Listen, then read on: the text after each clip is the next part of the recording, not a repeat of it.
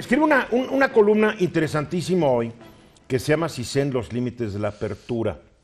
Esto tiene que ver con el anuncio que hizo el presidente Andrés Manuel López Obrador en unas conferencias de prensa, de que se van a abrir los archivos secretos. Y pues está bien que se abran, pero tiene que haber ciertas limitantes a lo que se dé a conocer, vida personal de la gente, datos personales, no sé. Pero mejor que nos diga Alejandro Hope, qué es lo que él opina y por qué escribió esta columna. Alejandro, buenas tardes. Buenas tardes, Eduardo. Buenas tardes al auditorio. A ver, el CISEN, tú dices, tiene que haber límites a la apertura. ¿Por qué? Sí, mira, el anuncio del presidente todavía es un poco ambiguo y no sabemos cuál va a ser. Dijo que estaba por firmar un decreto, pero no conocemos el decreto y por lo tanto no conocemos los alcances. En una versión limitada, digamos una lectura medio restrictiva de lo que dijo, pues se refería exclusivamente a al archivo histórico de la Dirección Federal de Seguridad que el CISEN entregó al Archivo General de la Nación desde 2002, pero el acceso al cual ha estado medio tutelado y medio restringido desde entonces. Entonces, si es eso, y es ampliar el acceso a este archivo histórico, pues digo, es interesante, la gente va a tener información sobre eventos que sucedieron previo en 1985, que es cuando se cierra la Dirección Federal de Seguridad. Pero si es más amplio, digamos, si esto incluye también información generada por el CISEN desde su creación en 1989, entonces el asunto se torna un poquito más complicado. ¿Por qué? Por algunas razones. Uno, ley de datos personales. Es decir, hay que, en términos de la legislación vigente, pues hay que proteger los datos personales de los seres humanos que ahí estén nombrados, ¿no? En esos expedientes. Entonces habría que generar versiones públicas, como se llama, testadas, ¿no? Donde se borran estos detalles personales, ¿no? Sí. Y eso, pues, es una tarea medio bastante titánica, ¿no? Hay que hacer. Si se quieren abrir de 30 años de archivos, pues son literalmente millones de documentos.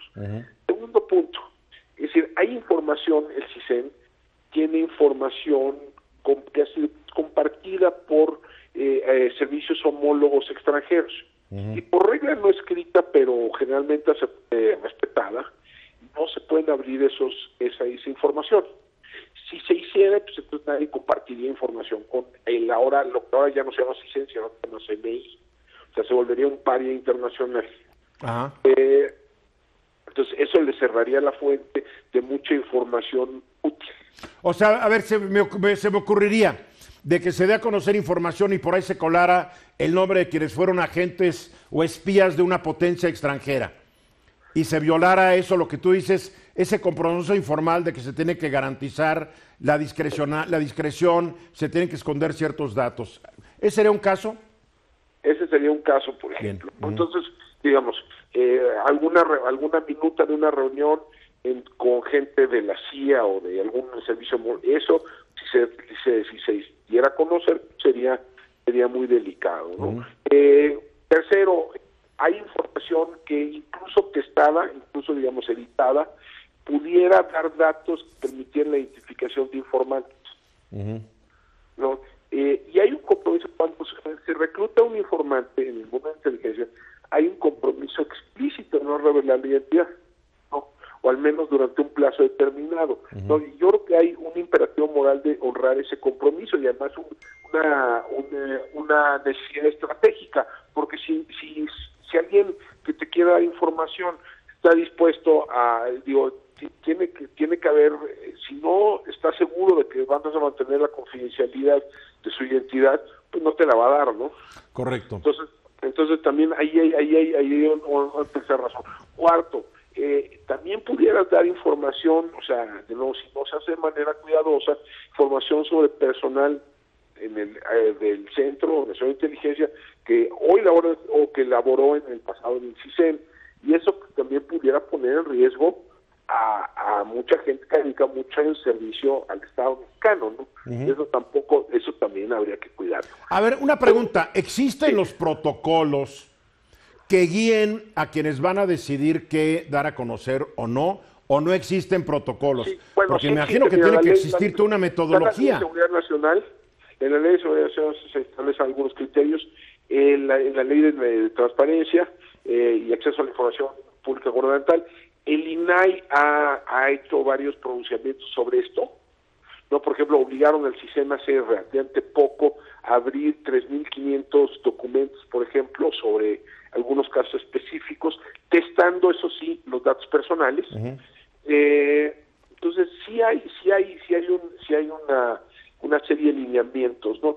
Y piensa, pero también hay algunas cosas que por ejemplo, el INAI ha reconocido que vale la pena mantener reserva, ¿no? Por ejemplo, información sobre métodos de recolección de información, pues yo creo que también es relativamente delicado porque puede poner en riesgo operaciones actuales o futuras. Aunque sean métodos ilegales de recolección de información. Bueno, si es método ilegal, pues obviamente no se debe de, eso se debe de investigar, por supuesto, pero métodos, digamos, que son por ejemplo, sobre la tecnología que se utiliza para intervenciones judicializadas, uh-huh.